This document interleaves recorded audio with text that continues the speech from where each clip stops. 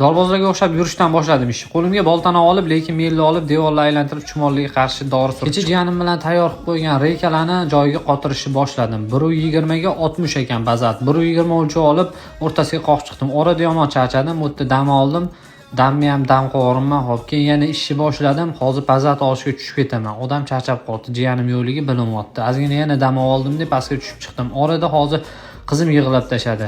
Ergashib chiqaman deb qo'ydim, ana ko'rdinglar. Bir ro'ga chiqib ketdi, amalga olib chiqib qo'ydim. Keyin yana bazalt oldimdan olib chiqib yoyishni boshladim. Bazaltni lekin juda ham issiq suvini yaxshi ushlaydi deyshadi, lekin xavfli narsa ekan. Maska pastga emas, maskani yuzga taqish kerak ekan. Maskani olib taqib oldimda, keyin chaqillatib bazaltlarni yoyib tashladim. Bazaltni yoyayotganimda qarasam, masjidda odam kirganda ko'p bosiladi. Og'irlik bo'lsa, pachog'i egilib qolmasin, bukilib qolmasin, masjidda bo'lay qilib reykalarni ko'p qo'yardim, panellarni olib chiqib tayyor qilib qo'ydim.